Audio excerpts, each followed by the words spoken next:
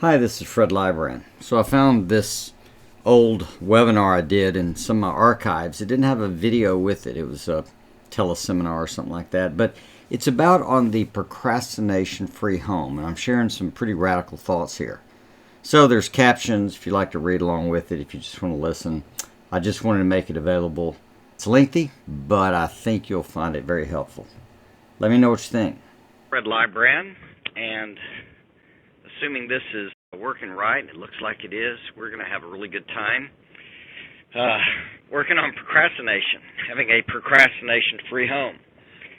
Now, I've already had 1,000 jokes, so I get that. You know, I wanted to come, but I'm putting it off, and I keep putting off procrastination. It goes on and on. I had a friend in high school that used to say that procrastinators had more time for leisure, which is kind of true if you think about it.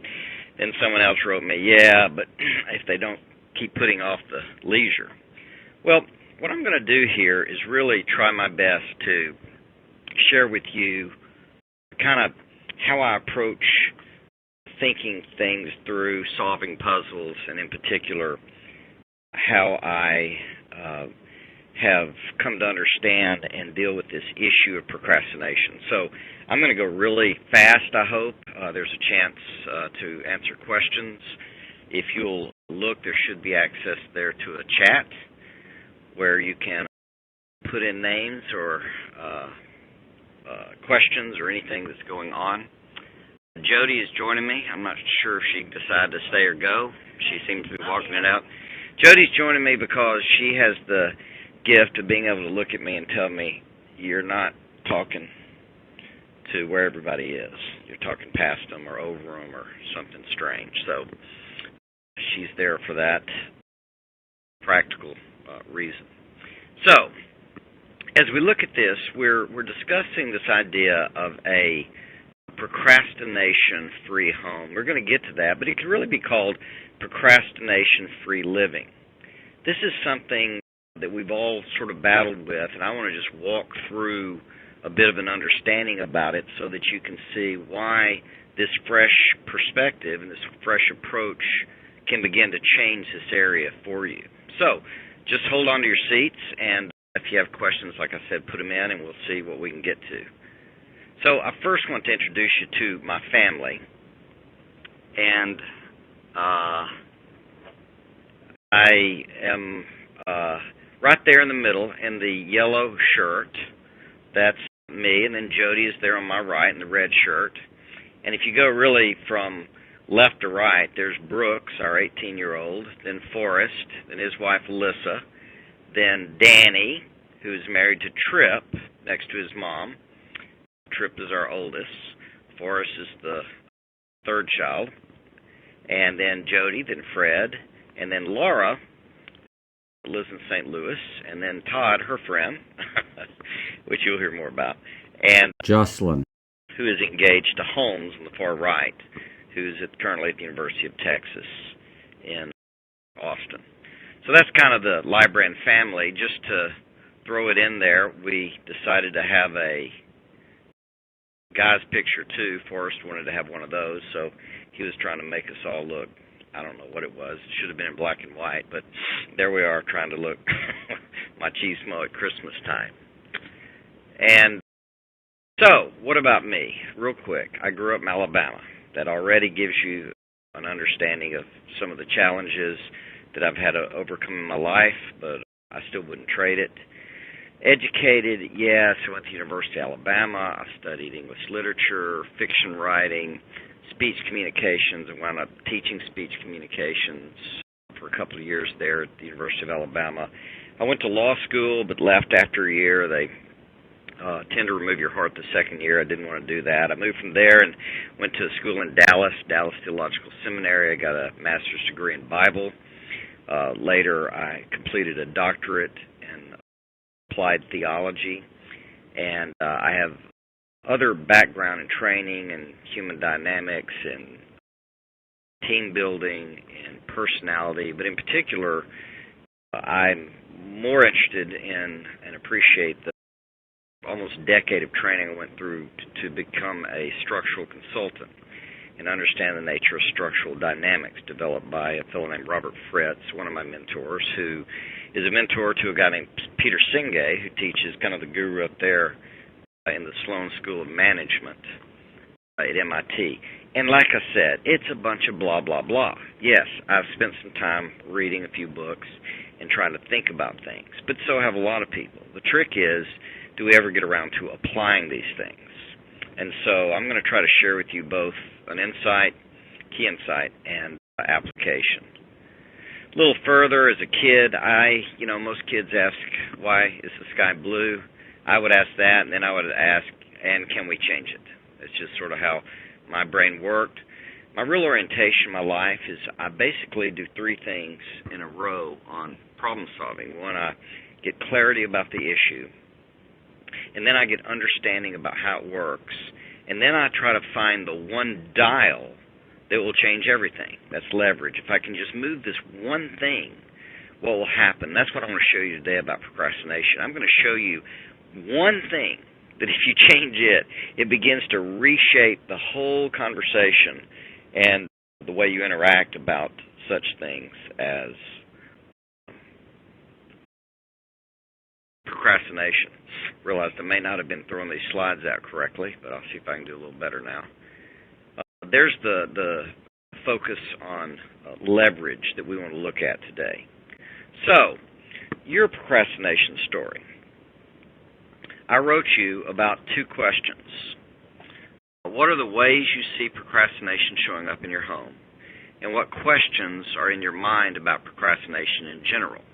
If you'd like, you can add that to the questions box or the chat box.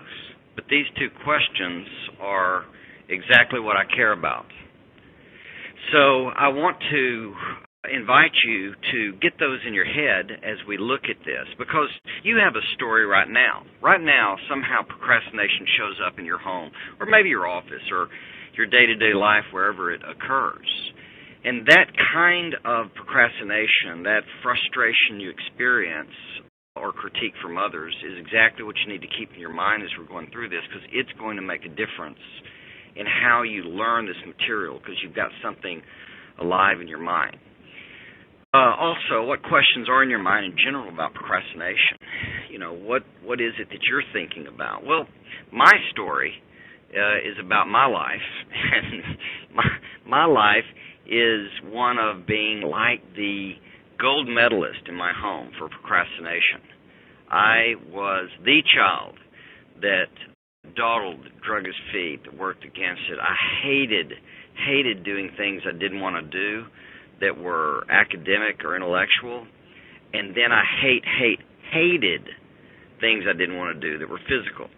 So like working in the garden, we had a garden growing up, or working in the yard, or mowing the grass, or whatever. My poor, dear mother was having all kinds of challenges dealing with me. In fact, she's honestly part of my story. Okay, now that's not my mother, you need to know, but that was a finger-wagging picture that I could offer, and I thought that might do it for you. So my poor little wife is having a great deal of problems. She's walking in, trying to get her computer to work. I'm sorry. Here's the story with Mom. My mom and I were talking recently, about a decade ago, and I was telling her about some of the testing I'd done, et cetera, and she said, now, she actually said, Freddie, does it say anything in there about you being a procrastinator? And I said, well, sort of. She said, you're the worst procrastinator I've ever known. Now, bear in mind, my mother, she's amazing and awesome, but she's a little obsessive-compulsive. Am I on the right thing? Okay. So Mom was obsessive-compulsive, and she still is to this day. If I could show you her home, even at 80, she organizes her meals in such a way that all the crackers are lined up just right, and then she'll put them all, like crackers with something, she'll make a set of them to have one for every day ready to go. When she cooks, all the ingredients come out. They're lined up in the order that they will occur. The kitchen was never, ever one time in her life unclean before she went to bed. It just never honestly happened. And so, as a result, She was not like me. Let's just say it like that. She was not at all like me. And in this conversation about procrastination, I said to her, she said, "Does it show you're a procrastinator?" And I said, "I'm going to do something really rude here, Mother," because I was kind of a grown man by this time. And I said, "Would you compare me to all your children and all your friends' children? Just compare me right now in your mind to all of them, and consider what I've gotten done compared to them."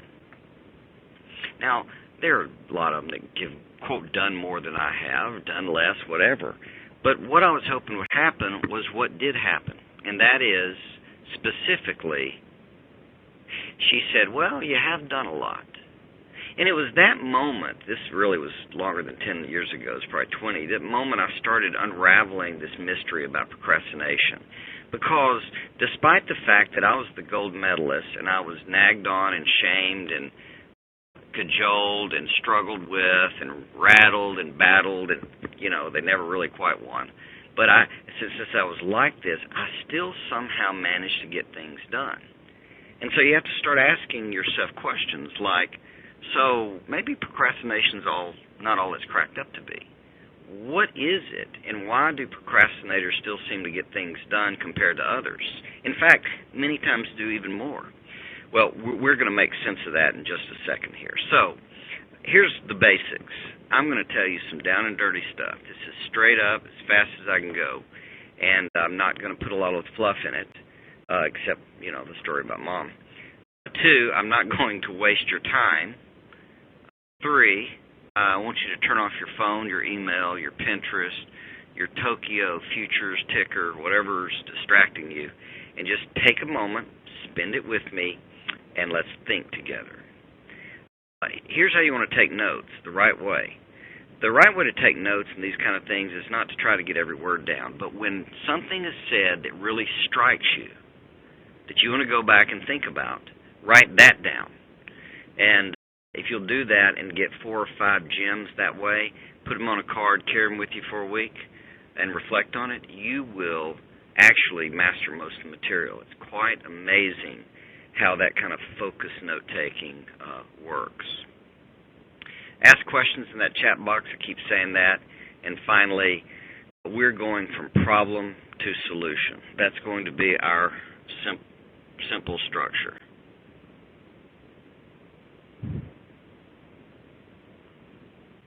Can you make sure I'm still... So, in working from problem to solution, I want to begin with you. What's happening with work? I mean, in your life, what you do, what's going on with work? Just think about that. 2, what's going on with your home? Now, obviously, we're on the topic of procrastination, so get these things in mind. 3, what's going on with the kids? Do you find them procrastinating? Do some procrastinate more than others? Some dawdle more than others? We, as you could tell earlier, had 5 children. I failed to mention that Jody and I were privileged to educate them at home all the way to college. And they've done really, I think, well. I've certainly been proud of them in that context as well. I taught in high school.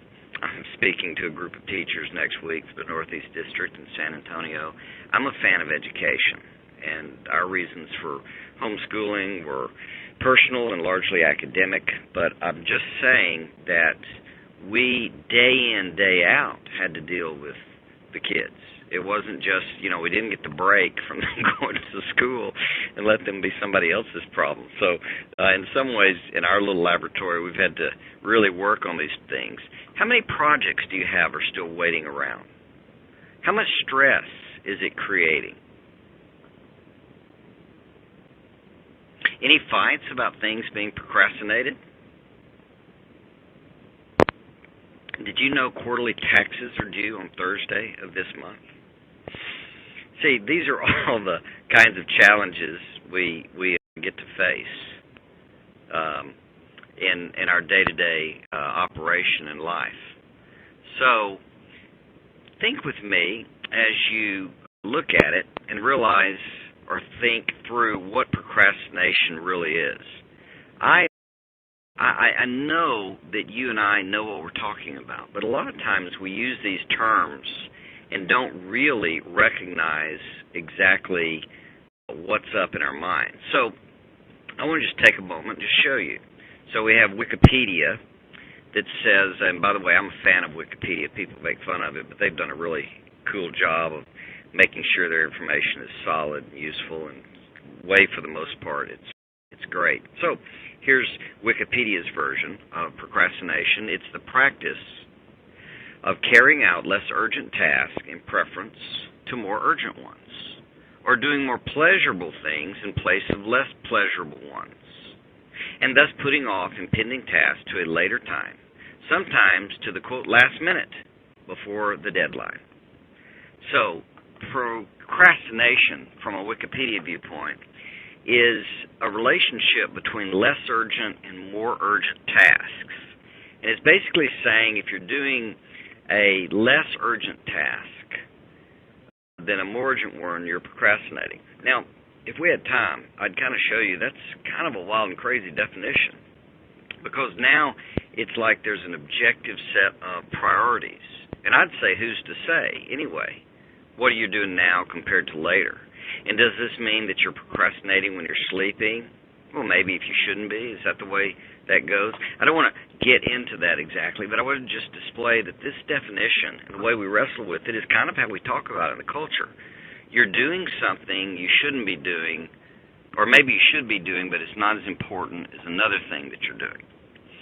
So, Webster's tries it a little different, in a different way for us. Get Webster's up here. Webster says procrastinate, to be slow or late about something, rather about doing something that should be done. To be slow or late. Now, if you're late, I'm not sure that that's procrastinate. I think that's just, you missed it. Well, anyway, about doing something that should be done. To delay doing something until a later time because you do not want to do it, because you're lazy, etc. Webster's, cuts to the chase, which is what most people that I've worked with tell me about themselves. They say, well, I'm just lazy. And I have siblings, our kids among themselves will critique each other for being lazy. And yet, they're all very productive. They're just not always productive about the same things that they personally love and are excited about. So procrastination, slow, late, lazy, doing something until later time because you don't want to do it. So inherent in that definition is that you're not doing it because you don't want to, but you really should be doing it whether you want to or not. So, Wikipedia. Why do we procrastinate? The pleasure principle may be responsible for procrastination, they speculate. One may prefer to avoid negative emotions and to delay stressful tasks. The belief that one works best under pressure provides an additional incentive to the postponement of tasks. And we've heard this, haven't we? Some people, the negative emotions we're avoiding, or I work better under pressure. It provides additional incentive to postponement of tasks. Some psychologists cite such behavior as a mechanism for coping with anxiety associated with starting or completing any task or decision. But look at this. In one study, a guy named Steele, I think guy, might be a lady, indicated in 2010 that anxiety is just as likely to get people to start working early as late. And the focus should be impulsiveness. So they then conclude anxiety will cause people to delay only if they're impulsive. So if you're impulsive and anxious, okay, then somehow you're going to impulsively delay doing this. This is all maybe true, maybe not, maybe good science, maybe not. It kind of has that feel of what we would refer to as psychobabble. We're trying to invent explanations for things. And I think that's part of the challenge we have. Robbins Consulting says it this way: procrastination is a psychologically unconscious belief or fear in conflict with actions. That's not too bad. So something in your head that you're not aware of, that you either believe or scared of, is in conflict with the actions. I might go with that. What do we try to cure this? When we try to cure or help or heal or mitigate or chill out our procrastination, what do we try? It's stuff like this: counseling, therapy. Honestly, the only time I've gone for counseling in my life, I probably needed to go a good bit more, but the time I went back in graduate school, it was because of this thing. I'd tried to get myself to do something early, and I had a absolute panic attack by trying to do it early. It was crazy. And I went and tried to get somebody to help me think it through. And it was fine. It wasn't the solution, but it was fine. Willpower, resolutions, we use that. Changing our beliefs, trying to work on changing our beliefs. This can be a challenge if you don't know what you're doing, because when you try to change a belief, you usually reinforce it. You know, the fact that you believe it is already there, and then you're trying to get yourself to think something else, so you say something else, and yet deep down you know the truth, and it's kind of a muckety-muck, odd convolution in our brains. Sometimes we work on anxiety reduction. We learn to breathe better, or we get better meds. Sometimes we use seminars and webinars when you face. Often we ask, what's wrong with me? Or with the kids, what's wrong with them? Or why are you so lazy? And of course we use time management, calendars, apps, and all that fun stuff, right? So here we are trying to understand what procrastination then winds up doing. We work on it, we do these things, we try to deal with it, and still it generates guilt, and it generates shame, and it generates criticism, and it generates anger. We don't call it anger, we call it frustration, disappointment, hurt. It generates arguments, distraction, stress, and energy loss. In fact, it just sucks the life out of you. That's what it does. All of these things suck the life out of us. What I'm going to share with you in the next few moments, if you'll take it to heart, I promise you it's going to change. Promise. We'll see if I can keep my promise. So what do we do? Well, what we're going to do is we need a paradigm shift. This is the dial. When I said earlier I look for the one dial that I can turn, well, this is it. And I want to give you a couple of examples. One was a situation with Tripp and Laura and Chuck E. Cheese. Well, Tripp he's our oldest, and Laura's next, and they were in Montgomery, Alabama. We lived in Midland, Texas at the time. We didn't have a Chuck E. Cheese, and that was a big deal. So Chuck E. Cheese, they went to, and Grandmom took them. Now, in those days, way back, 23 years ago or 4 or something like that, so you got one that can walk and talk, and one that's still in diapers and crawling around. And they developed something called a car seat in this day. And they just passed the laws that you have to have these, and you have to buckle children in. That comes relevant in a moment. Because Tripp and Laura Tripp is going to demonstrate this paradigm shift, because he's in Chuck E. Cheese, and they've done it all. They have eaten pizza. They have played the games. They have gotten scared of the rat. And it's time to go. Grandmother takes him outside. They get to the car. She spends a lot of energy buckling baby sister in her car seat as a baby, and tries to figure that out. That's a lot of trouble. And then starts buckle Tripp in, and Tripp looks up and says, I need to go to the bathroom. Well, Granny, being wise in the way of children, and in Alabama, got in the car and drove around to the back of the building.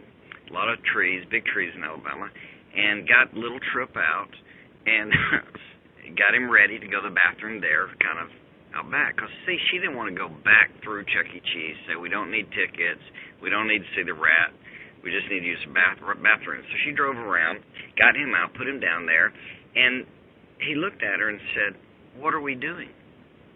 Well, Granny said, you're going to go to the bathroom right here. And his little eyes got giant, and he said, like an animal? And, from then on, it took us a while to get him to go inside again because he had kind of found one of his big purposes in life as a young male Texan that was visiting Alabama. Here's another example of what I'm saying is Tripp had a shift in his mind. He went from thinking the outside was no possibility of range to suddenly it was quite a shift. For me personally, I remember one example that helped me a great deal. When we had these babies, I, as a dad, kind of worried about them like dads do and moms do. And I'd go in, and these newborns, they breathe so shallow that I couldn't really tell if that baby was breathing. I was worried about SIDS and other things. I just want to make sure they're with us every day, and I'm trying to figure it out. And for 2 entire babies, I'd get down there close, and I'd try to hear them. And, if they'd move, I finally figured out, if they're moving and talking, they're breathing. But I was sitting there really honestly kind of concerned and trying to figure it out. And then one day I had a paradigm shift. I realized that if the baby is pink, it's breathing. If it's gray or blue, not so good. Pink, breathing. And from then on, with that one little shift, it made life so much easier with the remaining 3 because I could just look at them and know, hey, they're breathing, they're doing great. That was a big deal to me. That's what a paradigm shift does. And those are little minor things, but when you have a shift in your understanding, you're going to have a shift in your action, and then you're going to have a shift in your results. That's why it's so often the dial itself. So, what do we do? My process, clarity, how it works, and look for the dial, right? So here are the pieces. The pieces on clarity with procrastination are 1. What we do is that we act. Number 2, what we don't do is we don't act. And number 3, motivation, why we do and don't do. Now, those are all the moving parts, really, that's involved in procrastination. There's what we do, actions we take. There's what we don't do, that's actions we don't take, right? And then the motivation, why we're doing what we do. And right there is almost all you need to know to get to a new place with procrastination. However, there might be just a smidge more to it. I'm having a little bit of a challenge getting to my slide. Sorry. So here's how it works. We have these pieces, and it works like this. From a structural thinking viewpoint, why we really procrastinate, not a lot of the psycho curiosities. Maybe it's about beliefs, maybe it's about fear, and all that makes sense, but here's what's really going on. From a structural model, the pieces look like this. I want A, and I want Z, and these are going in different directions. So I want and I don't want. If you want and you don't want, you're sort of stuck. Like, I want to marry him, but I don't want to marry him. Okay, so what are you doing? Kind of dragging the dating thing out, I guess. I am literally, as they say, caught in this mood or mode of putting the foot on the gas and the brake at the same time. They're 2 directions. I want to be stopped and I want to be moving forward. Well, structurally, that's going to create quite the little bit of a challenge for you. And there's this interplay between things that you want. Because in reality, you really want to do something. This is called a conflict of interest. So when you're procrastinating or struggling with something, what's going on in you is that you have a desire, a motivation that you want something, and you have a desire, a motivation that you want something else, and these 2 things, for some reason, are in competition with one another, right? So there's not a way to bring up a compromise or work on both at the same time. It is a conflict of interest. There are only really 2 elements when you look at the dial, and that is what we do and why we do it. Gang, listen up. I couldn't say anything more revolutionary and strange to human beings than what I'm about to say. And that is, there isn't really a not do. When you don't do stuff, that's a meaningless category because it doesn't describe reality. All we really have in reality is what we do. Well, I know. You don't do all kinds of things. But see, I don't either. And when I don't do what you don't do, it's not procrastination for me. It is for you because this is about something different than what you may be thinking. There's not a don't do. If someone drowns, why did they drown? Well, the guy drowned because we threw him a life buoy and he did not grab it so we could pull him in the boat. So he drowned because he did not grab the buoy. And they'd say yes. Well, from a human, as they call it, phenomenological perspective of what happened, we can talk that way, but it doesn't really make sense.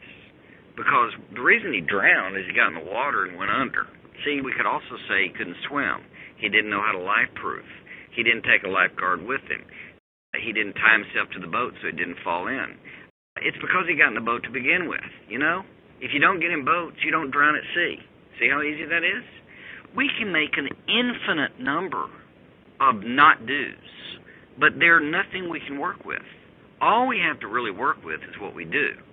And when we're talking about procrastination, this is one of the odd little mysteries that go on because what we have is what we do, not what we don't do. That's just made up. The other piece is why we do it. Hang in there with me. So I'm going to argue, and here's where the paradigm starts changing because we're going to work on the dial. Here's where this shift is occurring, is that procrastination itself is a myth. It's made up. What I mean by that is it doesn't exist. What I'm trying to say is there's no such thing. What I'm trying to emphasize here is that procrastination is something that has been concocted by us, and we use in language, and it actually isn't existing the way we claim it is. Now, that would be pretty exciting if it wasn't there, but let me walk you through this. So, procrastination is a myth. Look, we just take actions. Procrastination is an idea, a concept, a fiction, that we are not taking actions we have decided or committed to take. Or it involves actions we want to take, but we don't find a way to do it. Get the idea? So here we are, procrastination. We're not taking actions, and we're saying to ourselves that we've decided to take them or we've committed to take them. Or it involves actions we want to take, but we don't find a way to do it. So here we are, not acting, which is not anything. All we are is we are acting, but we're acting on things that are not what we claim we want to act on. Whew, this isn't that confusing. Hang in there. So I'm going to give you a better definition. The dial here, the one dial, if we can turn this one dial, it'll change the whole machinery of the plant, is honesty. Honesty, based on a better definition. You and I, when we're caught up in procrastination issues with ourselves, and even with our kids, or with our boss, friends, family, neighbors, waitresses, doesn't matter. It's because we're not being honest. Look, here's the definition I want to offer to you.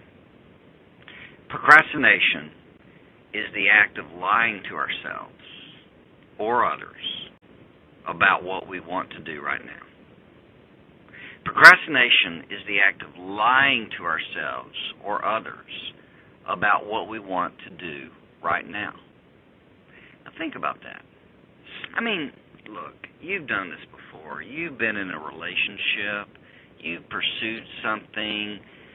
There's something that you wanted to do, and you finally got honest with yourself and admitted that you really didn't like it. You did it in school.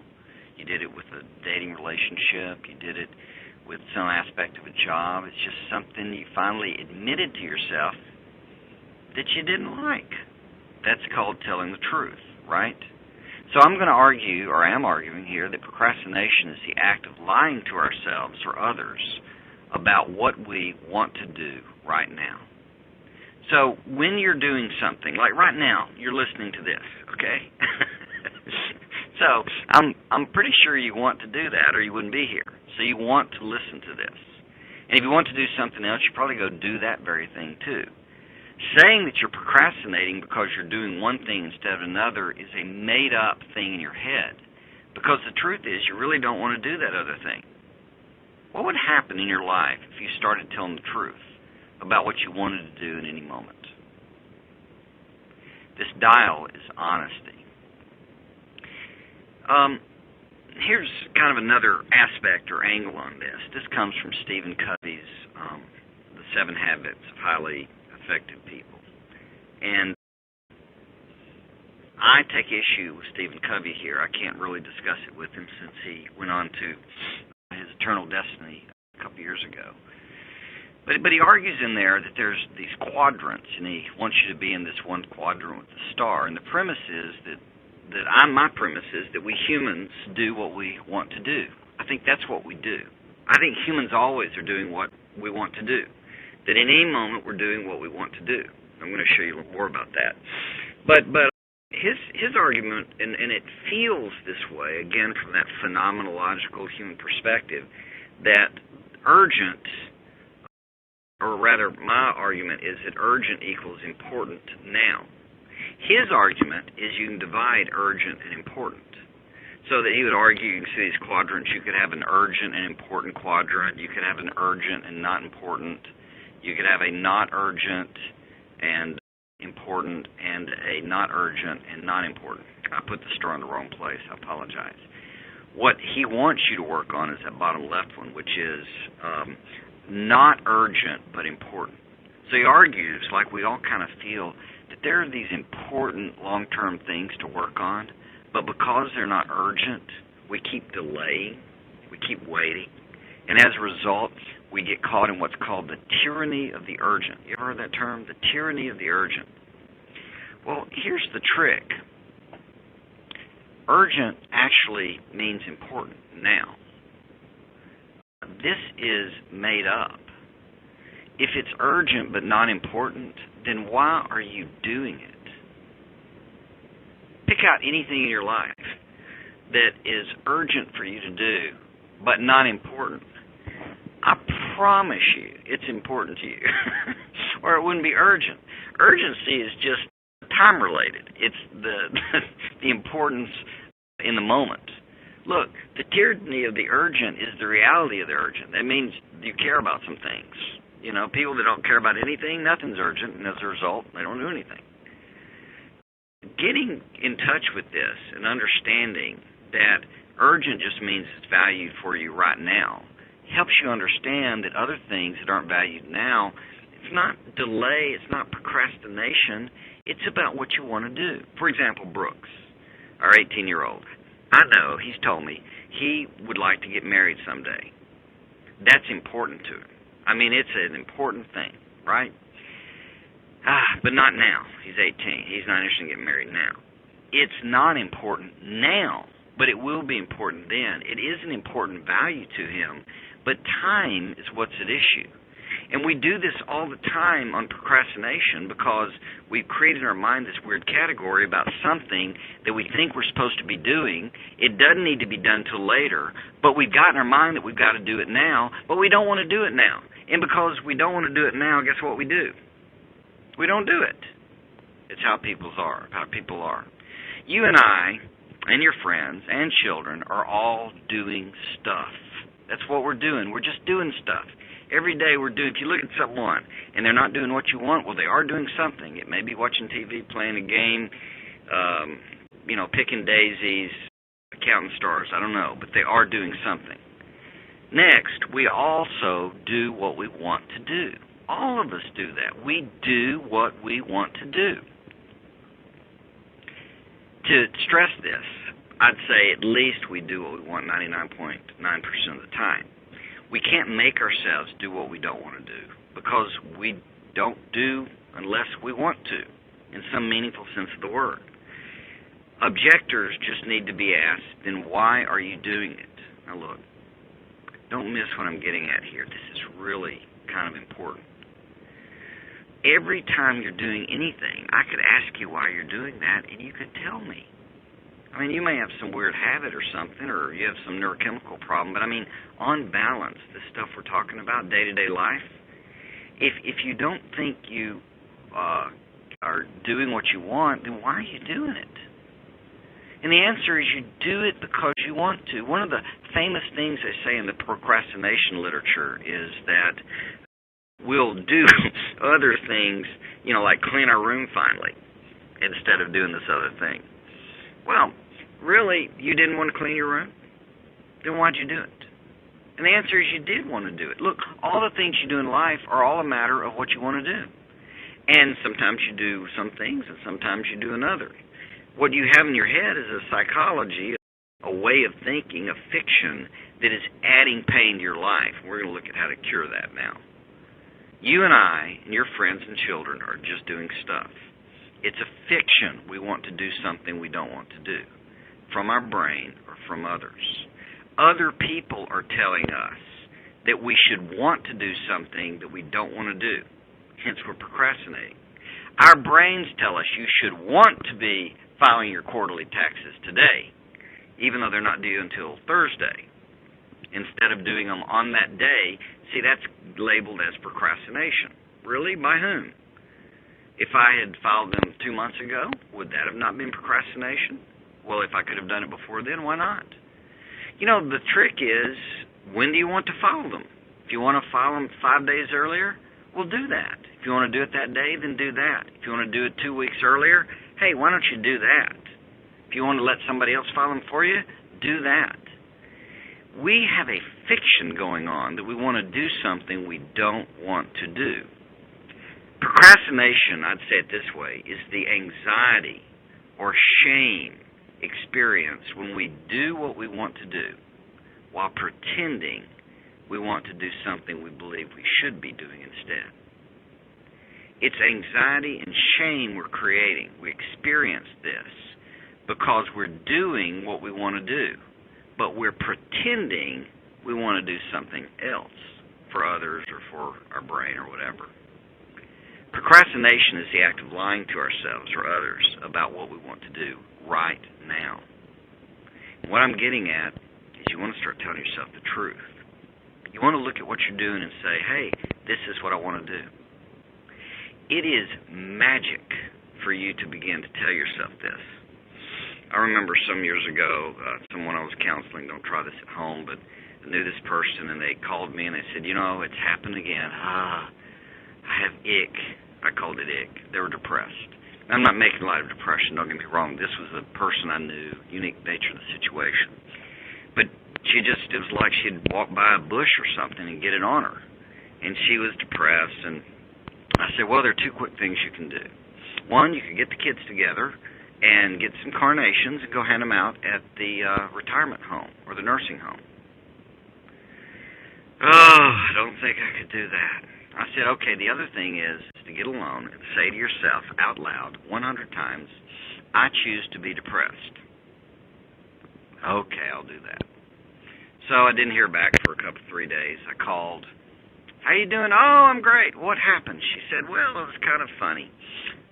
These people lived in the trailer at the time, and she said, I got into the bathroom, and I didn't realize that the vents carried all the sound throughout the trailer over to the room where the kids were and the dad. And I was sitting there going, I choose to be depressed. I choose to be depressed. I choose to be depressed. And she said, I got to about 30 or 35 and said, I don't want to be depressed, and I just got up and started doing things. Well, look, she was honest. She could be honest both about her mood and about something fresh and new. When you begin to tell yourself the truth, that you're doing what you want to do because this is what you want, I want to be depressed. That's why I'm depressed. That's what's going on.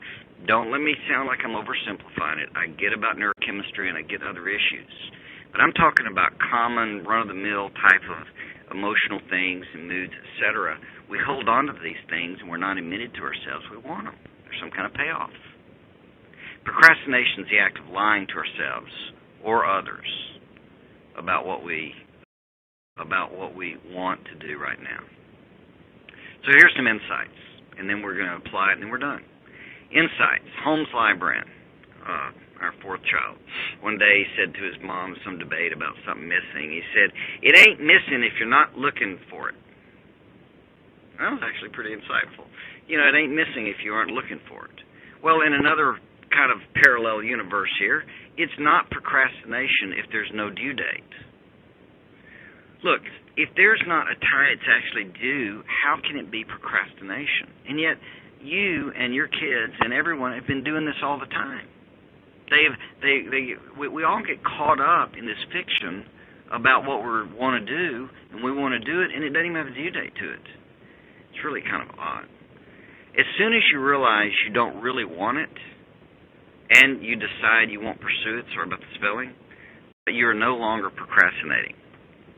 As soon as you realize you don't really want it, and you decide you won't pursue it, you are no longer procrastinating. You get that?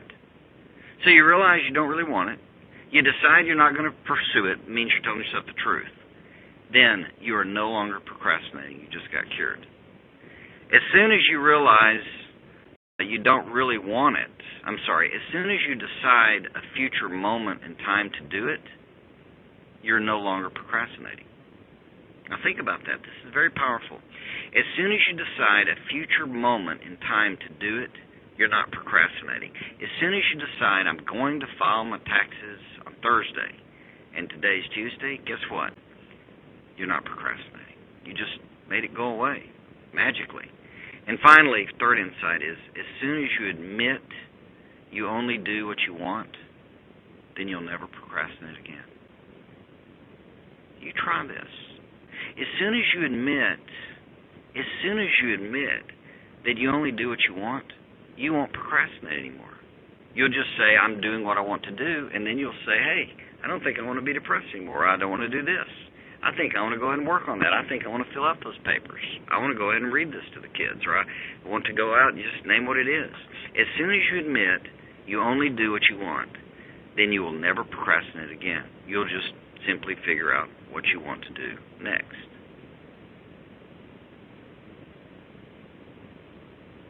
So, here's how you get practical. Step number 1, stop lying to yourself. About yourself, stop lying. You're not procrastinating, you're actually just doing what you want.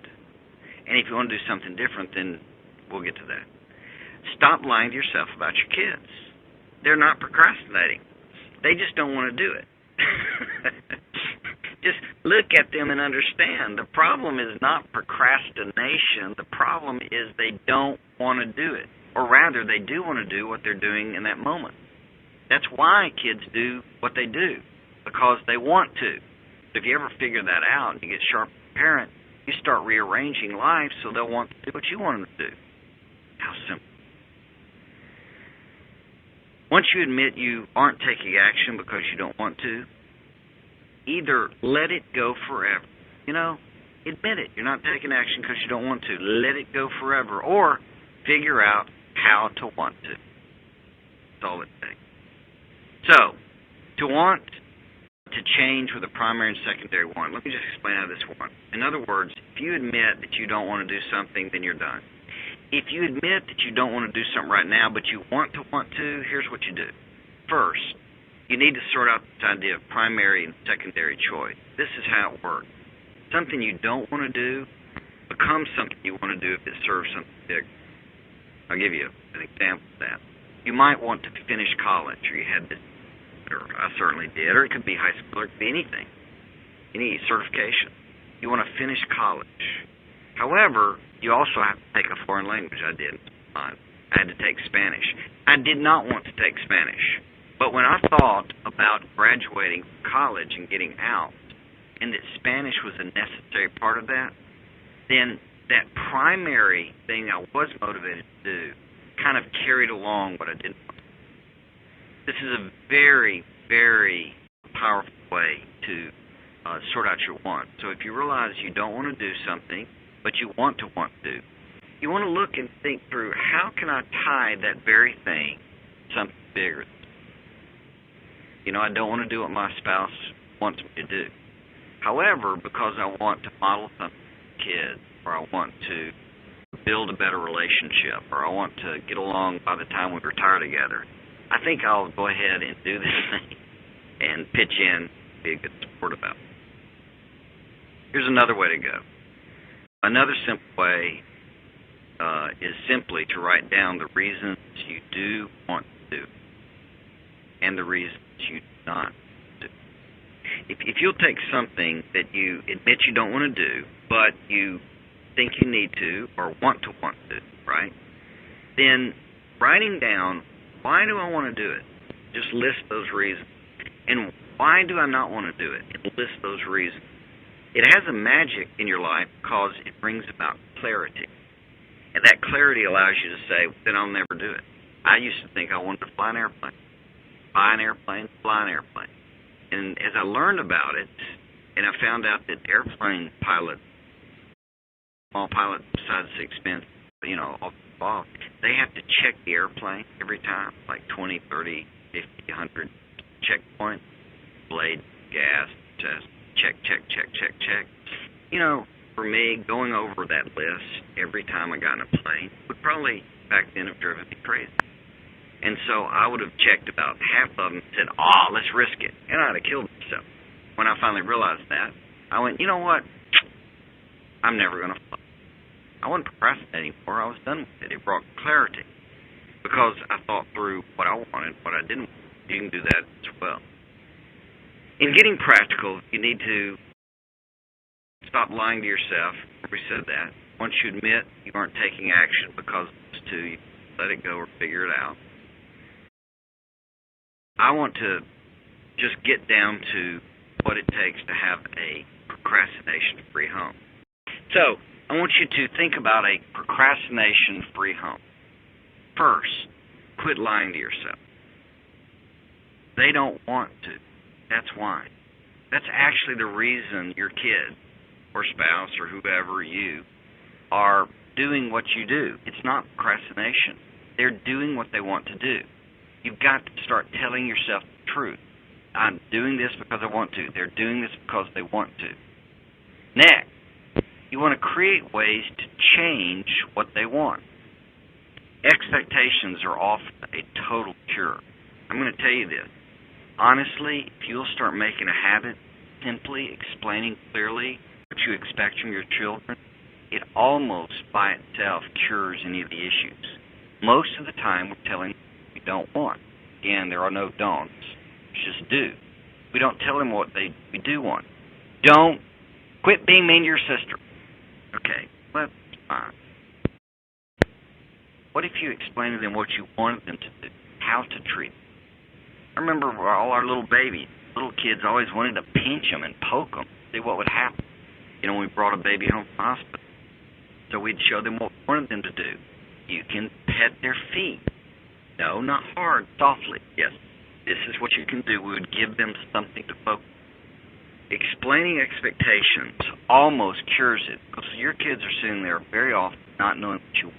I know you think they should. I know it's common sense, but that doesn't change the fact that they don't know. You tell them clearly what exactly you want to see, make you happy, what you expect. Also, consequences. You can give a negative consequence, and you can give positive reports. A friend of mine one day asked me, said, hey, how do you get the boy to clean his room? I said, it's really, really simple. All you have to do is get a big bowl, and every day put $5 in that bowl. And at the end of the month, $5 every day he doesn't clean his room. So every day he doesn't clean his room, by the time you come home, put $5 in that bowl. And at the end of the month, you take all that money. In his case, I knew he was really kind of a strong Republican. I said, send all that money to the Democratic National Committee. He got quiet and he said, so you think the problem's me? I said, sure. We know kids clean their rooms. The military's been proving it forever. As soon as they go there, they clean it. You just don't have it set up with expectations or consequences. I also said, now, I don't know if you care. I mean, it's his room. Can he keep it how he wants to? In our house, not so much because we had health concerns. But he said, not really. It's his room. And so you let it go. That's cool. Great. But that's how you do it. You need to understand consequences, rewards, and expectations. That's what you do it. And that works for employees, too, by the by. 3, I said that. It's all the same. Client, spouse, boss, etc. Look, here in conclusion, I just want you to understand. Honesty will transform your life. Procrastination is the act of lying to ourselves or others about what we want to do right now. Once you admit it, you can drop it. Just not do that thing you don't want to do. Or you can ask, how can I move this up to want to do now? And that's where you connect it. Something you do want, or you think list why you do and you don't. Things you do, but the reason you're not doing it is you don't want to do it. So let me ask you, as you hung in here with this, what was valuable in all this? What kind of things were valuable? I haven't looked at these questions. I have a number of fun thoughts here, comments about procrastination. I can tell that we're all, challenging each other. And what I'm wondering specifically is what exactly value this process. Now, as you think about that, what I'm hoping you appreciate and understand is that, I think I may have messed the presentation here, is that the value in creating this kind of home or environment, obviously, is there's a much honest world in play. When you have a more honest world in play, it changes the game entirely for you. Because now everyone in the home is going to appreciate exactly what's happening. And everyone is going to be talking the same kind of language. I would add, there's a lot more to this, but clearing up this definition will help dramatically. It's diagnosis before prescription. If you understand what's going on in people in the home, it's not really procrastination, it's a made-up agenda. What's really going on is people are doing what they want. And until you arrange a world where what they want to do, what you want to do matches, it's hard to get anywhere except to have conflict. We will often give the wrong solution. See, if people are doing what they want to do, it's not procrastination, they're doing what they want to do. But if you think it's procrastination, then it turns into they're lazy, and they're this, or you're lazy, and you're not doing this, you have no discipline, and you da-da-da-da-da. Not what's going on.